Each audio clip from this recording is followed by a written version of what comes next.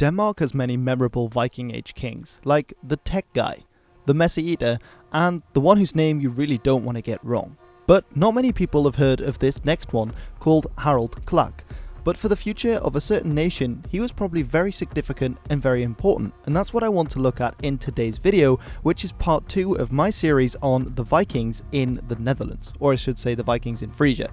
But if you haven't seen that, this is in connection with the Culturele Haardstad 2028, which is the Cultural Capital Project 2028, and basically I'm going to have several different languages in this video, especially when it comes to sources, so it would be a good idea to turn on your subtitles if you can.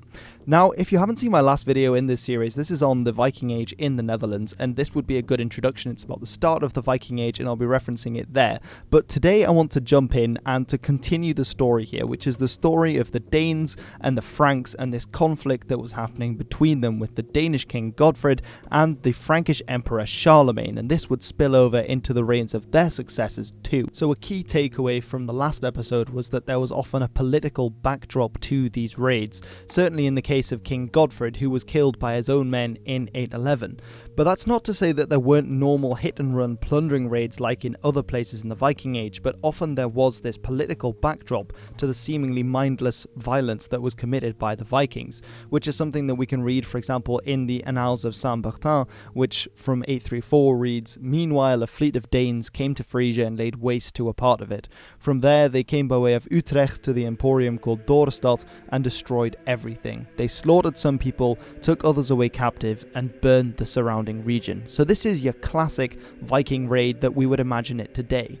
Nevertheless, given the political backdrop, it might not always be the case that the Frankish annals writing about Dorestad being burnt to the ground every year are actually completely accurate, because there certainly isn't an archaeological context for it to speak of.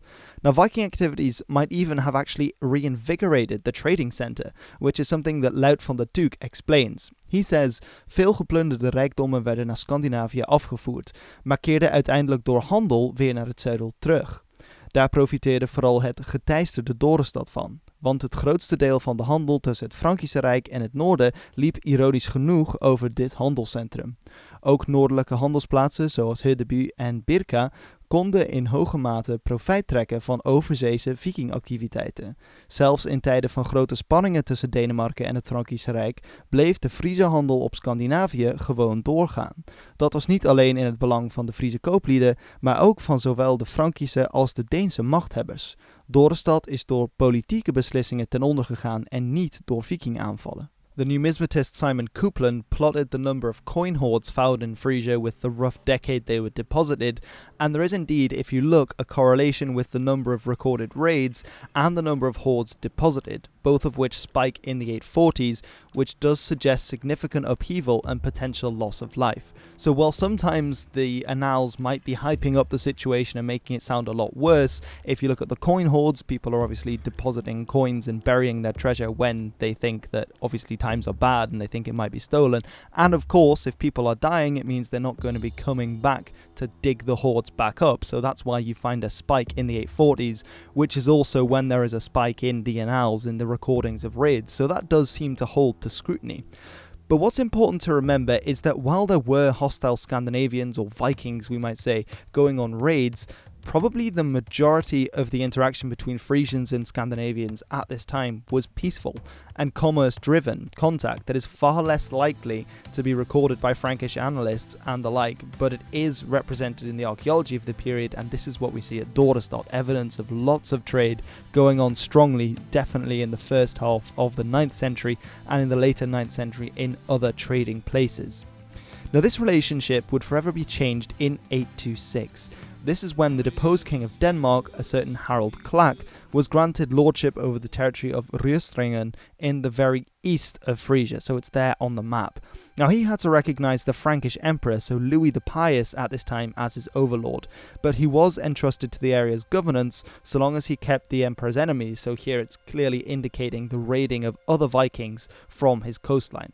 And if this sounds familiar, this is because this was the prototype for what Charles the Simple would later do with Rollo or Hrolf De Gange in Normandy in 911, but it happened first in Frisia in 826, and that's one of the reasons why Harald Klak is an important figure in the context of the Viking Age, but also in the context of Frisia and later the County of Holland and the Netherlands, because this was the first time that the Frankish emperors gave land away to a Danish ruler to rule over in his name.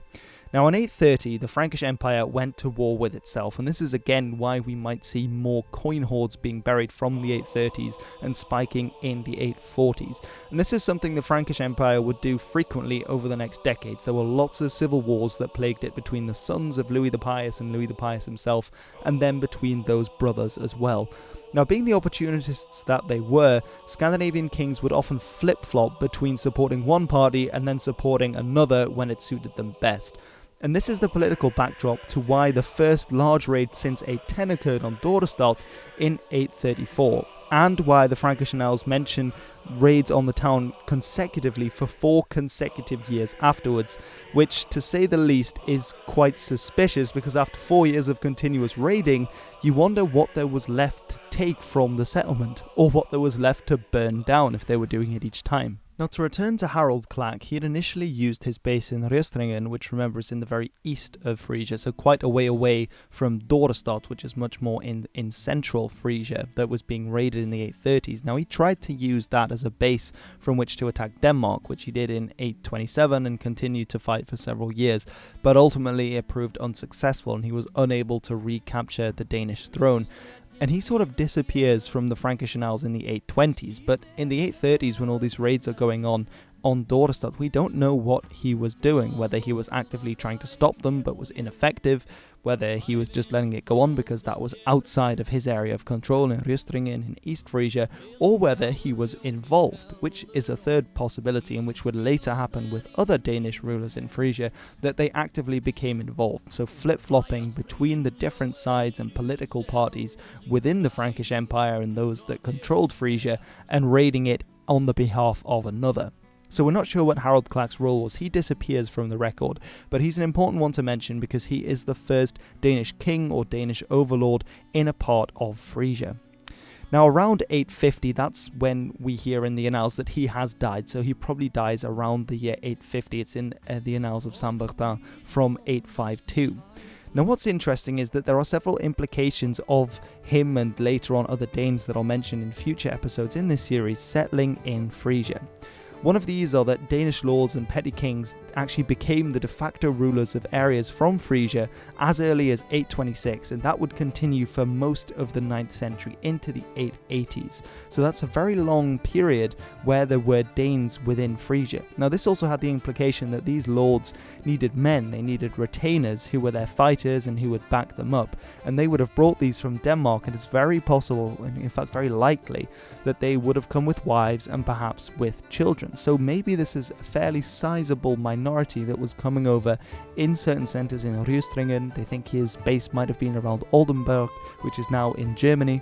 And the implications of this is that they would then be interacting with the local population in these areas. And of course, if they were ruling, that implies that they were receiving taxes and things like this, that they were going out into the countryside and interacting with the people there. So such a group of Danes within Frisia, they must have interacted with the wider population that they were ruling. And it's very likely that within a generation, of course, if there were warriors coming over, that they would be finding wives from the local population and that their children would then be marrying with others, that it would lead to the creation of a new identity and new groups within these benefices. This is before the time of the nation state, so really these groups that people felt that they belonged to could change very quickly and were rather more malleable than they are today. So that's very interesting in terms of these new groups and how we should view them. And it's something I wrote about in my dissertation. In the conclusion, I said that the increase in archaeological discoveries on that side of the channel, that being in the Netherlands, in recent decades is showing that the Scandinavian presence there may have been much more significant than previously thought.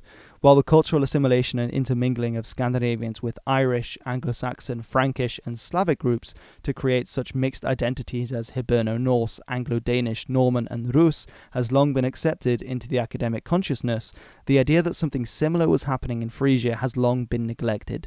and is in need of reconsideration. So my point here is that while we accept all of these other groups and the Vikings and I should say the Danes and Scandinavians intermingling with other populations, and there being a birth of a new identity and a new creation that borrowed both from the Scandinavian side and the native side, so to speak, this idea is still fairly new in academia for what was happening in Frisia. So we might call this group Friso-Danes or Dano-Frisians, whichever term that you prefer. I prefer going for Friso-Dane. I think that sounds quite cool, that you had this mixed group that was perhaps ethnically mixed, but not even, perhaps linguistically mixed, and certainly culturally mixed, I think is the important one there. And there is even evidence for this to tie this right back in, right at the end here, in the Annals of Sonten from the year of 873. It's the death of a Viking raider called Rudolf, who comes to his end in Oostergo.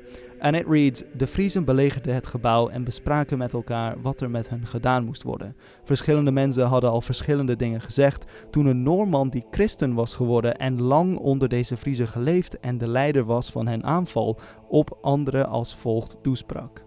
So what this implies is that there was a Scandinavian who for a long time had been living under the Frisians. Clearly he'd adopted this local religion, he'd become a Christian in this area and was now a recognized member of the Frisians, of this community, but still with that separate identity of being a Scandinavian. So it's evidence that there were Scandinavians settling in Frisia, and the fact that he's been called their leader may indicate that this is actually the leader of a benefice. That might be the implication in this text here. So it's very interesting that we have this record of perhaps someone who was helping in the local defense against the Danes while being a Dane himself. So what the Franks had actually intended, how this system should work. But anyway, that's going to be the end of this one on the Frisian benefice in Frisia. Now, I will be talking about more of these benefice holders. In fact, I'll have an entire episode dedicated to one of them, a certain Rorik of Dorestad, because he's a very interesting character. That should be in a few episodes' time, and he, just like Harald Klak, who was the first, is another benefice holder. Now, I hope you have enjoyed this one. If you haven't checked out the first one, then definitely do that, because there's a lot more there. Should be uploading these videos in the Frisian Viking series a bit more consecutively now, although it's been a little difficult because I've been a little bit all over the place with work and in terms of travel, but I really do want to get my teeth stuck into this one. So, dank jullie wel for watching, and I will see you in the next one. Ontjen.